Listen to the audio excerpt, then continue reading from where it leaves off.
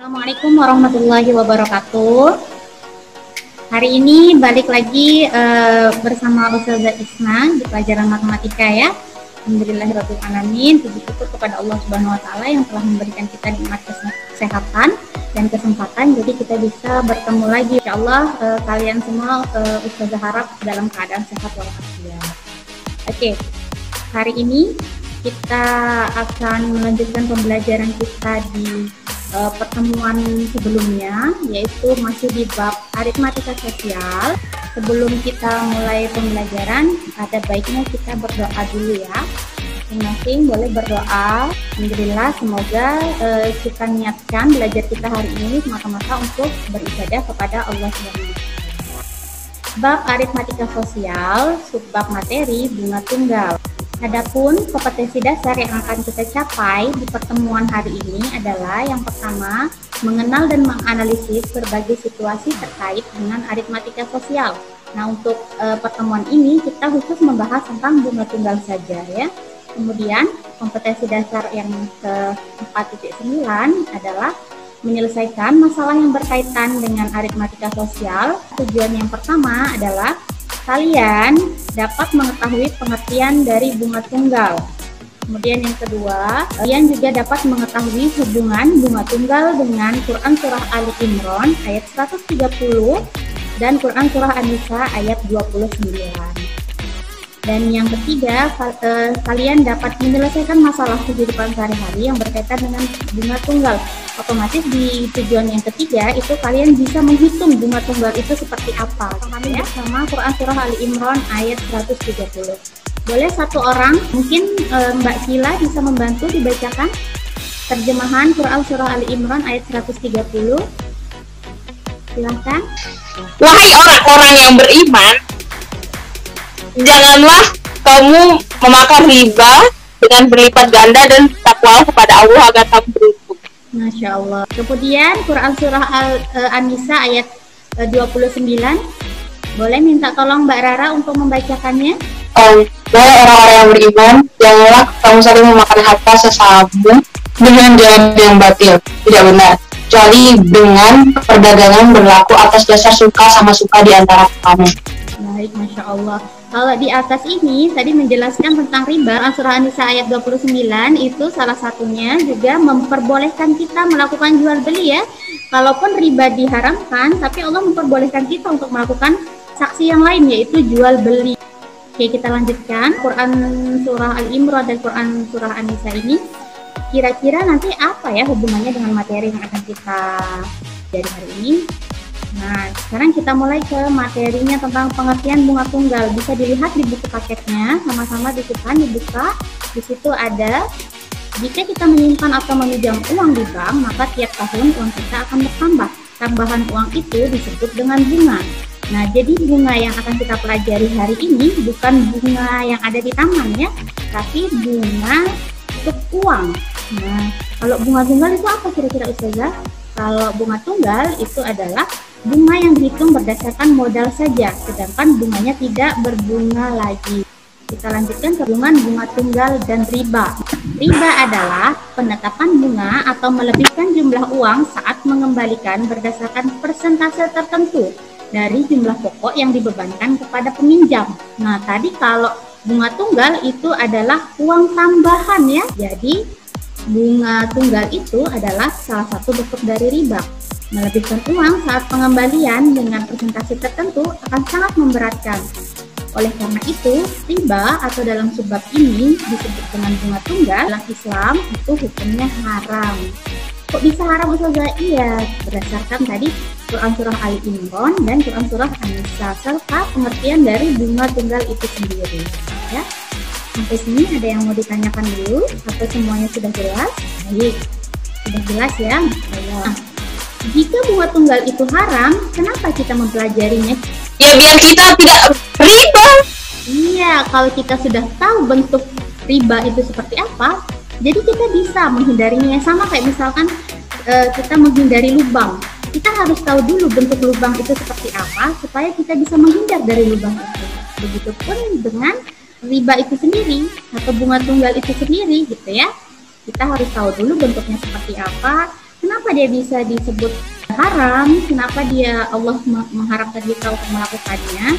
Nah, itulah alasan kenapa kita mempelajari bab bunga tunggal itu sendiri. Bukan berarti kita harus mengaplikasikannya dalam kehidupan sehari-hari ya, tapi bagaimana cara kita menghindarinya agar supaya kita terhindar dari riba itu sendiri.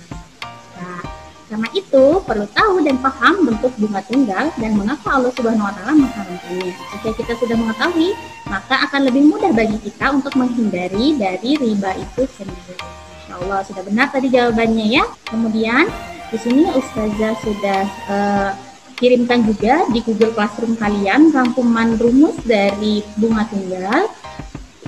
Ketika kita sudah mempelajari bab ini, semoga Allah bisa menghindarkan kita dari segala macam bentuk praktik dari riba, termasuk bunga tunggal ya. Sampai sini ada yang mau ditanyakan dulu? Ada yang belum jelas? Mbak Kila sudah jelas, Mbak Kila? Baik, sudah jelas ya. Mbak Rara? Sudah jelas, oke. Mbak Alia, sudah bisa mendengarkan suara Ustazah, Mbak Alia? Dengar Ustazah.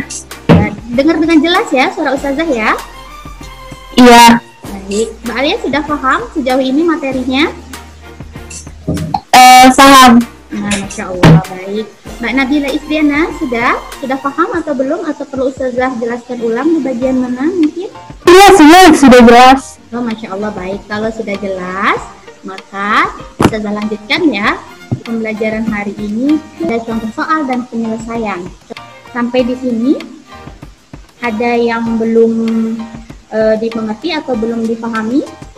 Baik, kalau sudah, nanti kalau misalkan ada yang belum dipahami, boleh menghubungi Ustazah via WA ya, atau di Google Classroom langsung ditanyakan juga boleh. Jika sudah jelas semua, maka kita akan lanjut ke latihan dulu. Ustazah juga sudah kirimkan di Google Classroom kalian lembar kerja peserta didik. Itu nanti ada 2 soal, di situ latihan terbimbing ya. Silahkan dikerjakan, dikumpulkan paling lambat hari ini jam 12.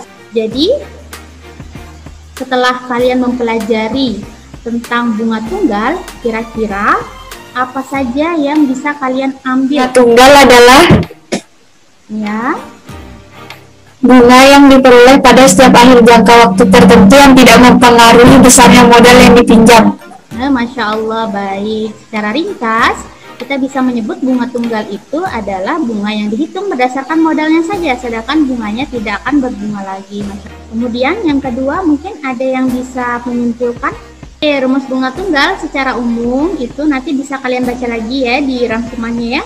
Secara umum bisa kita tulis bunga itu sama dengan N dikali dengan persentase bunga dikali dengan modal. Bunga tunggal adalah salah satu bentuk dari riba berdasarkan Quran Surah Al-Imran ayat 130 dan Quran Surah An-Nisa ayat 29. Ketika Allah mengharamkan riba di Quran Surah Al-Imran ayat 130, maka Allah membuka peluang yang lain untuk kita, yaitu di Quran Surah An-Nisa ayat 29. Di situ Allah menghalalkan jual beli, memperbolehkan jual beli untuk kita lakukan gitu ya. Ketika Allah melarang sesuatu, maka Allah tahu itu tidak baik untuk umatnya. Tapi ketika Allah memperbolehkan sesuatu, maka Allah tahu itu baik untuk umatnya. Gitu ya.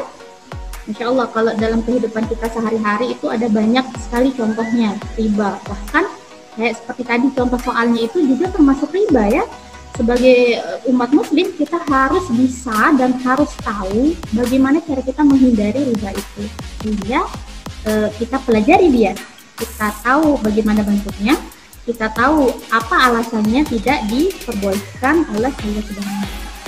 Misalkan Mbak Rara ngasih pinjam Ustazah uang 100.000, tapi nanti Mbak Rara bilang, Ustazah kalau Rara kasih pinjam uang 100.000, Ustazah kembaliinnya 150.000 ya.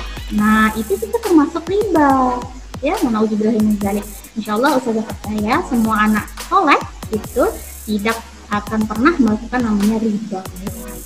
Sampai di sini kira-kira ada yang mau ditanyakan dulu tentang tugas dan materinya?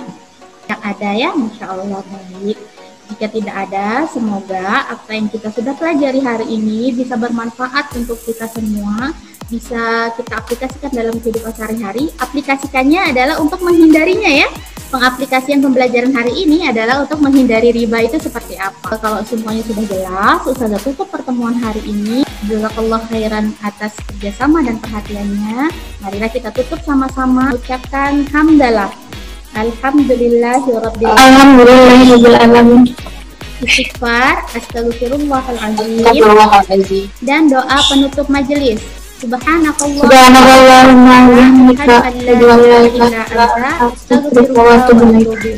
Sekian dari Ustazah, jangan lupa tugasnya segera diselesaikan ya, jangan ditunda-tunda. Kalau ada yang tidak mengerti boleh menghubungi Ustazah via WA. Sekian dari Ustazah, wabillahi taufiq wal hidayah. Wassalamualaikum warahmatullahi wabarakatuh. Waalaikumsalam.